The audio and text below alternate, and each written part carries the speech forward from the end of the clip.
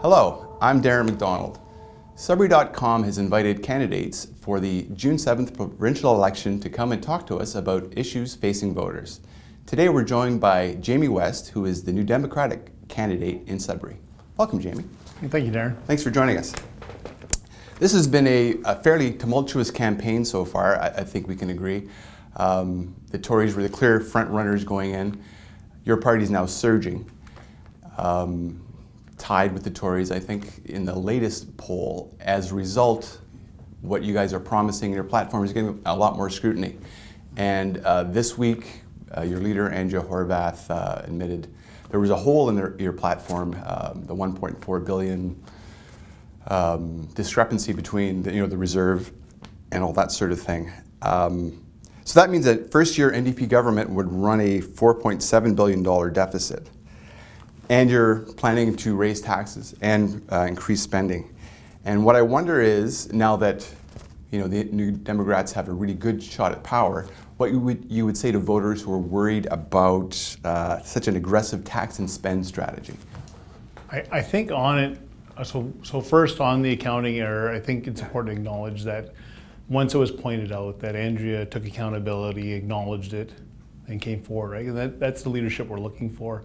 When you compare that to, say, the reaction people had to selling off Hydro One, there was a lot of frustration, upset, and they continue to sell off Hydro One after. So, I'm proud to be part of a party where they recognize errors and they acknowledge them and move forward on it. On top of that, my understanding is that it doesn't change much for our plan. Although the number is large, the overall budget ends up being not affected very much by it. It's one of those issues where, because the Conservatives are dropping in the polls, they want to point at whatever they can find and point it out. In terms of the taxing, it's, again, the devil's in the details. So when people talk about tax increases, what we're talking about is actually restoring taxes. We've been having tax cuts for the wealthy for years and years and years with that trickle-down economics. So, Kathleen Wynne again and again says the economy is booming, but you check your pockets, it's not working for a lot of people. And that's that sort of thing where people say, well, the economy is booming and I'm not seeing the results, who's it working for? And so what we're saying is that trickle-down economics isn't working very well, so we're restoring some of those taxes for the wealthy. So what we're talking is about 1% on people who make over $220,000 a year and 2% on people who make over $300,000 a year. Adding a luxury tax to vehicles that cost $90,000. So it isn't a general overall tax. Our fiscal plan is about protecting the middle class because they've been carrying a lot of the burden. And our philosophy is, when we make changes, they benefit everybody, not just wealthy and elite, but everybody. And that what we want out of this is everyone to pay their fair share. So the benefits of having things like pharmacare for everyone, not one that stops at 25 and then you don't have any pharmacare for 40 years until you're 65, but truly all the way through. It's going to cost some money, and if we all chip in a little bit, and people who got maybe a better deal on lower taxes, if we bump those up a little bit, and that's on the wealthiest people. And it's not really a tax increase. I mean, it is if you look year to year, but it's actually restoring tax to where it was before. And it'll still be lower than what it was when the Winds took power. Yeah, and I guess the concern is, so you're restoring those taxes, as you put it. Right. You're increasing spending. You're running a deficit. Right now we spend $12.5 billion roughly on interest payments. I think by year 4, assuming the budget projections we still are growing 2% a year, I think we're going to go up to about $15.5 billion. What happens if there's, Donald Trump does something crazy and the economy crashes and those numbers change? And then all of a sudden, the math changes. And I think, some people are worried, people who are considering the NDP are worried about, the long-term finances of the province. Yeah, and that's an argument that often comes from Conservatives. They talk about fiscal responsibility and cutting and holding back, but the deficit continues to grow under those governments anyways. It's a good soundbite for an election, but the devil's, the proof's in the pudding. You don't often see those as results. And what happens with these cuts, when you're cutting and cutting and cutting, is that you're also not generating revenue. So when Doug Ford, for example, says, I'm going to cut, I think it's 10 cents from gas prices. I'm going to take 10 cents of taxes out of the gas. Well, that tax money pays for things like roads and schools and hospitals. So how do you fund the roads and schools and hospitals? So if you don't have the money, it's not going to magically come out somewhere else. So you might have to cut in those areas as well. And then you end up scrambling in these hallway medicine, long wait times. You end up with schools that aren't funded properly. So what we're saying is it's about fiscal responsibility. That obviously nobody wants a debt or a deficit. We want to have clean books and stuff. But at the same time, you need a society that works properly for people, that functions properly.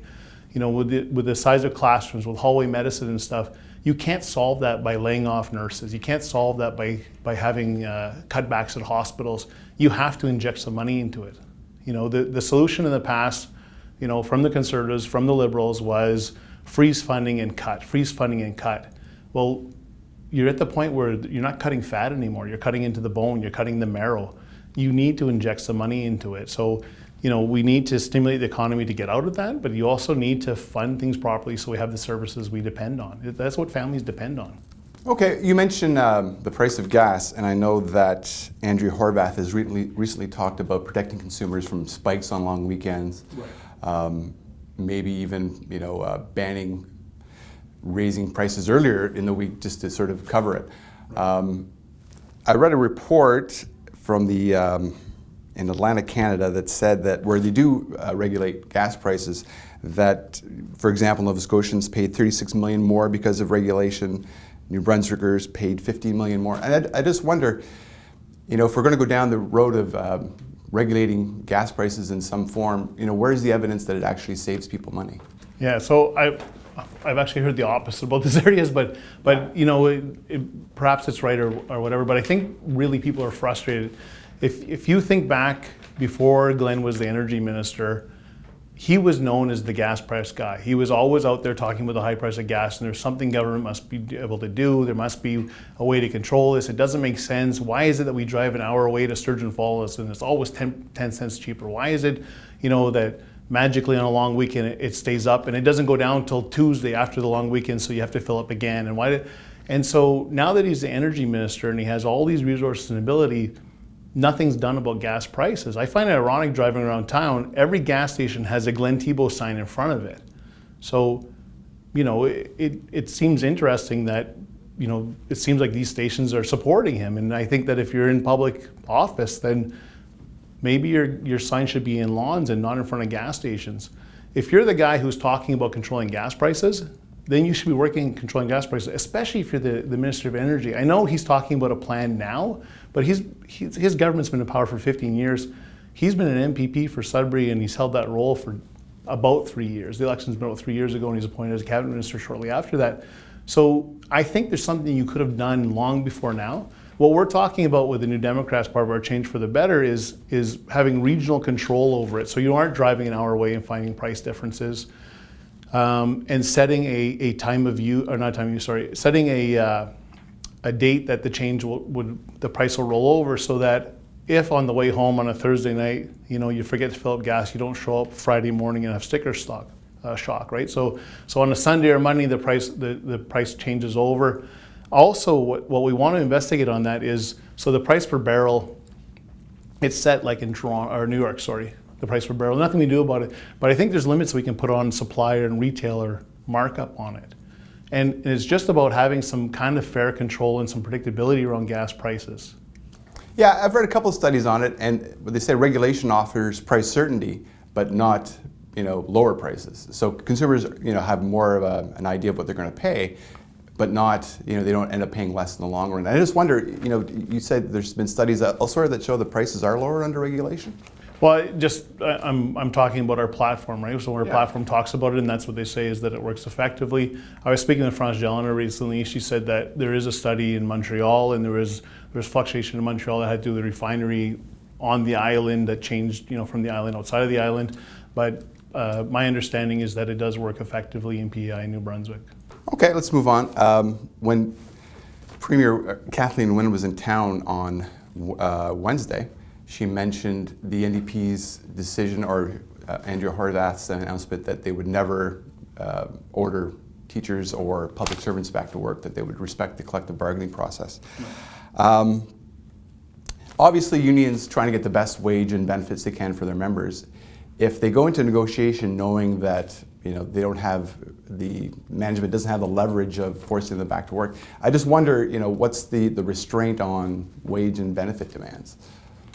Yeah, I think it's a complicated. I'm actually surprised Kathleen Wynne would talk about this at all. So, Yeah. Kathleen Wynne was elected as their leader the same day that I was in Toronto protesting Bill 115, where they actually violated their human rights to collective bargaining. And now, as a result, the government is paying these high penalties to these unions for violating their charter rights and freedoms. That's not effective. You can't have government saying, "Oh, look at Andrea Horvath and what she's doing."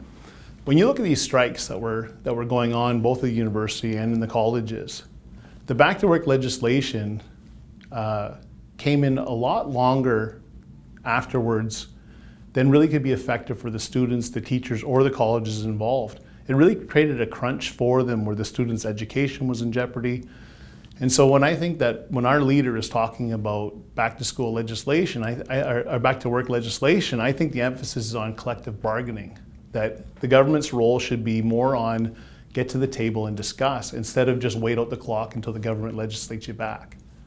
Okay, but what leverage does the government have, or the management side have, if they know if the collective bargaining process isn't backed up by?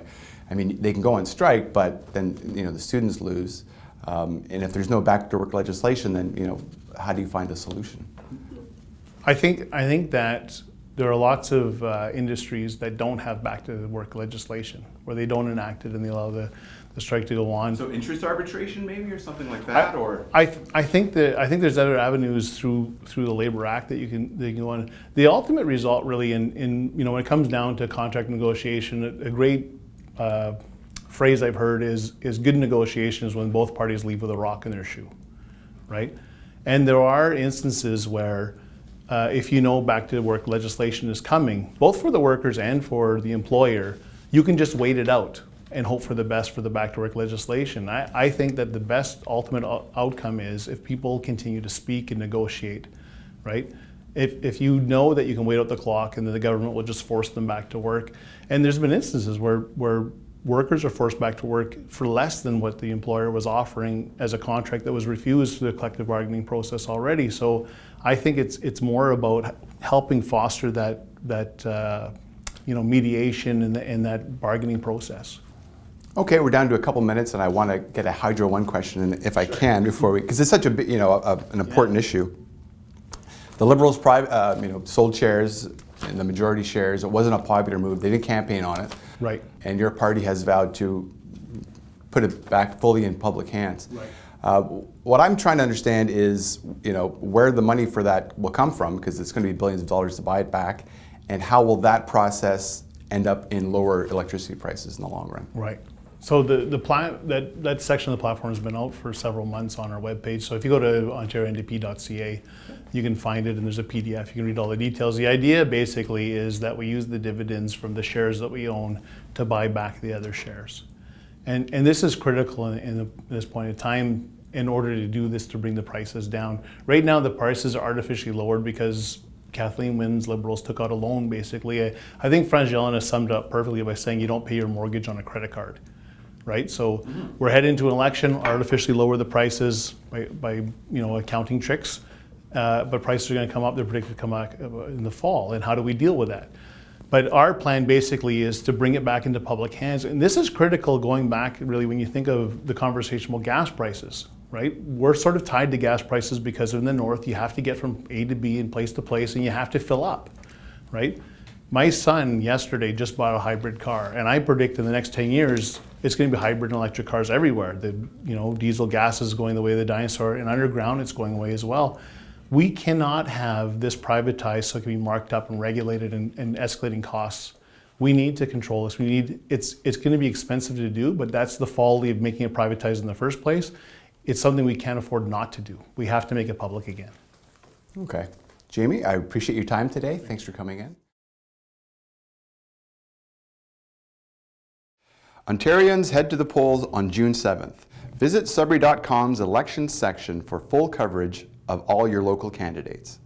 Find out who will be elected MPP for Sudbury and Nickel Belt, as well as who will be the next Premier of Ontario, by tuning into our live coverage on election night at Sudbury.com.